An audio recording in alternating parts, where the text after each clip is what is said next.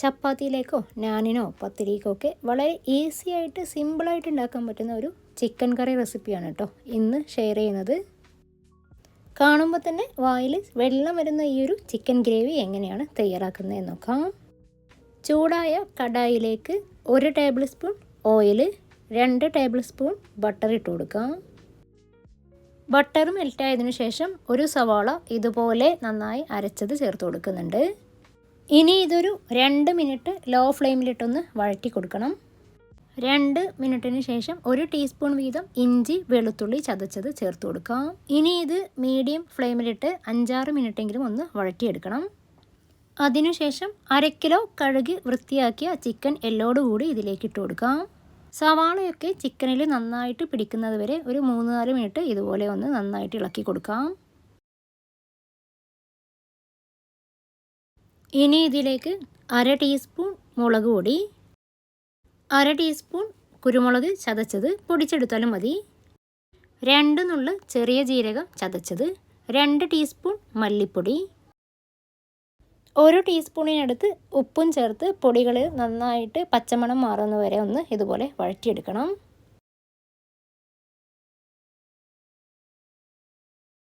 ഒരു ചെറിയ പച്ചമുളക് കനമില്ലാതെ വട്ടത്തിലരിഞ്ഞതുകൂടി ചേർത്ത് കൊടുക്കുന്നുണ്ട്. ഇനി ഒരു 3-4 മിനിറ്റ് ഇതുപോലെ ഒന്ന് ഇളക്കി വഴറ്റി കൊടുക്കണം. ഇനി ഫ്ലെയിം ഒന്ന് ഓഫ് ചെയ്യാം. നമുക്ക് തൈര് ചേർക്കാനുണ്ട്. തൈര് പിരിയാതിരിക്കാൻ വേണ്ടിയിട്ട് ഒന്ന് ചൂടാറിയതിന് ശേഷമാണ് ചേർത്ത് കൊടുക്കുന്നത്. ഇനി ഇതിലേക്ക് അധികം പുളിയില്ലാത്ത 1/4 കപ്പ് നന്നായിട്ട് അടിച്ച തൈര് ചേർത്ത് കൊടുക്കാം. തൈര് ചേർത്ത് നന്നായിട്ടൊന്ന് മിക്സ് ചെയ്തതിന് ശേഷം ഫ്ലെയിം ഓൺ ചെയ്ത് ഇനി കുറച്ച് നേരം ഒന്ന് അടച്ചു വെക്കുന്നുണ്ട്. ഈ ഒരു കറിയിലേക്ക് കഴിക്കാനായിട്ട് ബട്ടർ നാൻ തയ്യാറാക്കിയിട്ടുണ്ട്. ഇതിൻ്റെ റെസിപ്പി മുമ്പ് പോസ്റ്റ് ചെയ്തിട്ടുണ്ട്. ചിക്കൻ നന്നായിട്ട് വേവുന്നത് വരെ മീഡിയം ഫ്ലെയിമിലിട്ട് 20 മിനിറ്റ് ഒന്ന് കുക്ക് ചെയ്തെടുക്കാം. ഇനി അടപ്പ് തുറന്ന് ഒന്ന് നന്നായിട്ടൊന്ന് ഇളക്കി കൊടുക്കുന്നുണ്ട്.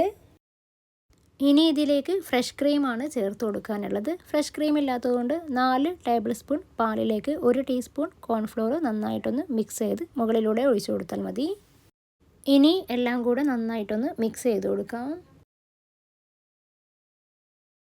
ഇനി ഇതിലേക്ക് അവസാനമായിട്ട് കുറച്ച് മല്ലിയില ചേർത്ത് കൊടുക്കുന്നുണ്ട്. ഒന്നുകൂടെ ഒന്ന് എല്ലാം കൂടെ മിക്സ് ചെയ്ത് കൊടുക്കുന്നുണ്ട്. ഇനി ഫ്ലെയിം ഓഫ് ചെയ്യാം. അപ്പോൾ വളരെ ടേസ്റ്റി ആയിട്ടുള്ള ക്രീമി ചിക്കൻ കറി റെഡി ആയിട്ടുണ്ട്. എന്നും ഒരുപോലെയുള്ള ചിക്കൻ കറി കഴിച്ചു മടുത്തെങ്കിൽ ഇടയ്ക്ക് ഇതുപോലെ ഒന്ന് ട്രൈ ചെയ്ത് നോക്കൂ. ചപ്പാത്തിയിലേക്കോ അപ്പത്തിലേക്കോ നെയ്ച്ചോറിനോ ഒക്കെ ഒപ്പം കഴിക്കാൻ പറ്റുന്ന നല്ലൊരു അടിപൊളി റെസിപ്പിയാണ്. നിങ്ങൾ ഈ ഒരു ചാനൽ സബ്സ്ക്രൈബ് ചെയ്യാതെയാണ് കാണുന്നതെങ്കിൽ തീർച്ചയായും ഒന്ന് സബ്സ്ക്രൈബ് ചെയ്ത് സപ്പോർട്ട് ചെയ്യണേ. പുതിയൊരു വീഡിയോയുമായി വീണ്ടും വരുന്നത് വരേക്കും ബൈ.